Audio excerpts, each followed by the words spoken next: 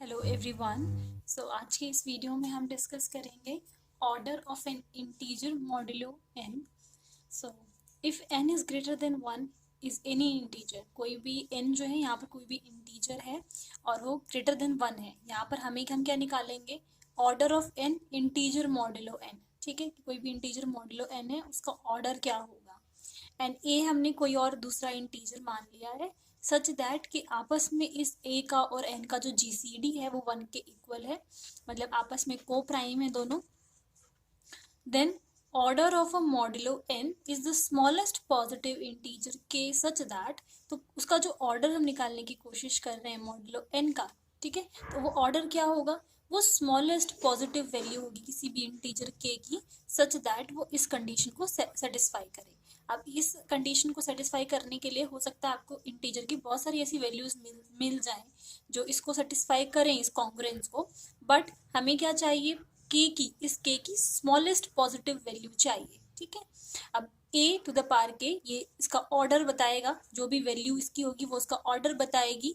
This is congruent to 1 modulo n। First example देखते हैं, show that order of 3 modulo 8 is 2। सबसे पहले हम पावर 1 करते हैं, मॉड्यूलो 8 ये रहा, पावर 1 करते हैं तो 3 की पावर 1 3 ही हो गया। अब यहाँ पर रिमाइंडर क्या आएगा, जब हम डिवाइड करेंगे 3 आएगा, तो ये कॉन्ग्रुएंस जो है सेटिस्फाई नहीं हो रही क्योंकि यहाँ पर हमें 1 चाहिए। देन जो उसकी पॉजिटिव स्मॉलेस्ट पॉजिटिव वैल्यू होगी वो हम ले लेंगे। यहाँ पे 3 की पावर 2 कर दें तो 9 आ जाएगा, और जब हम डिवाइड करेंगे तो रिमाइंडर क्या बचेगा 1। तो यहाँ पर ये कंडीशन सेटिस्फाई हो रही है, इस वजह से जो ऑर्डर है स्मॉलेस्ट पॉजिटिव इंटीजर के की जो वैल्यू हमें मिल रही है दैट इज़ 2। नेक्स्ट एग्जाम्पल देखते हैं, show that order of 2 modulo 7 is 3। तो फर्स्ट ऑफ ऑल हमने 2 की पावर 1 रखा, 7 से डिवाइड करेंगे तो रिमाइंडर एज इट इज़ 2 आ जाएगा क्योंकि 7 से लेस है अभी 2।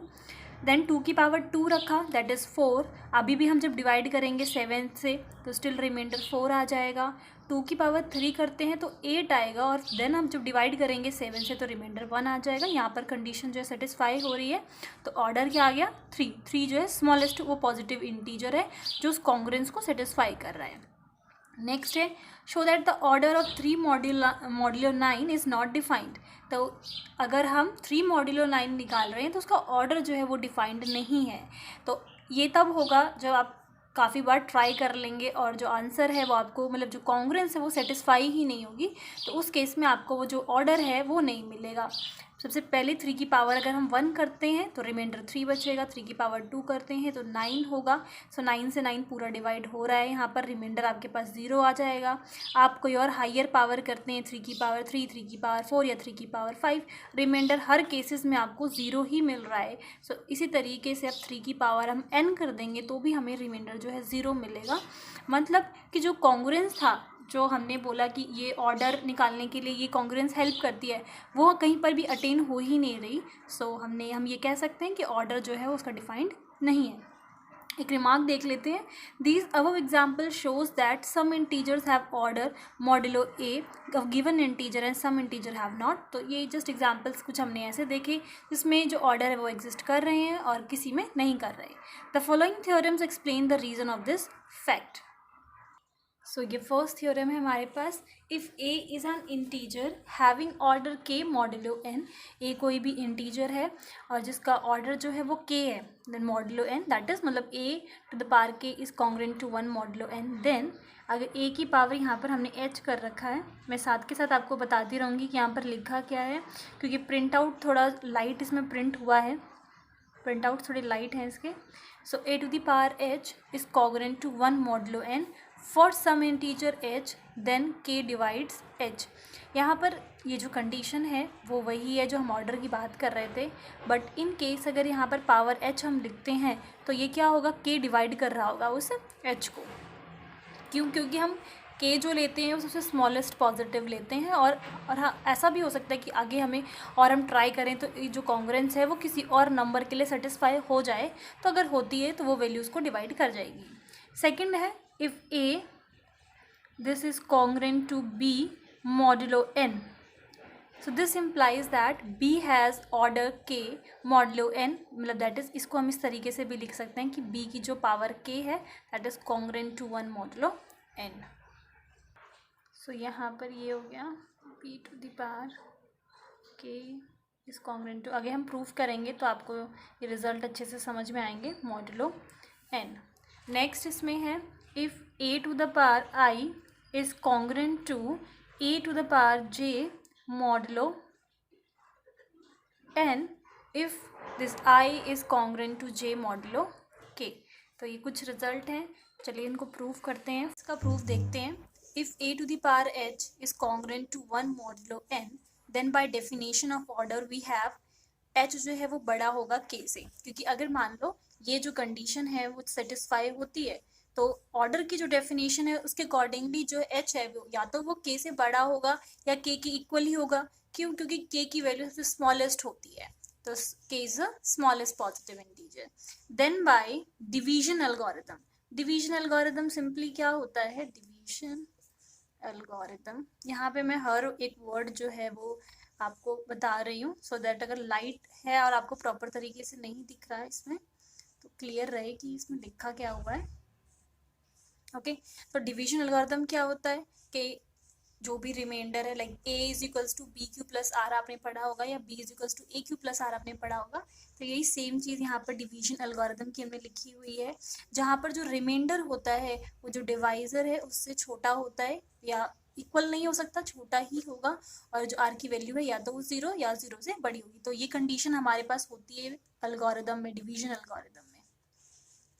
ओके, नाउ a की power h is equals to, अब मैं यहाँ पर ये जो h है दिस इज h, इस h की जगह पर सब्स्टिट्यूट कर सकती हूँ, इसकी वैल्यू k क्यू प्लस में r, तो k क्यू प्लस में r a to the power h is equals to a की पावर k क्यू प्लस में r। अब हम इसको इस तरीके से स्प्लिट करके भी लिख सकते हैं। ओके, a और इस तरीके से भी लिख सकते हैं। यहाँ पर a की पावर 1 जो है यहाँ पर हम 1 डाल सकते हैं, क्योंकि अगर आप मॉडुलो n यहाँ पर लगाते हो तो जो रिमाइंडर आता है वो 1 ही आता है। जब इसमें हम मॉडुलो n लगा रहे हैं e to the power k में तो ये कॉन्ग्रुएंट है होता है 1 के, मतलब जो रिमाइंडर होता है वो 1 आता है, यहाँ पे कॉन्ग्रुएंट दिस इज 1, और power q as it is रहने देंगे और a r आ जाएगा।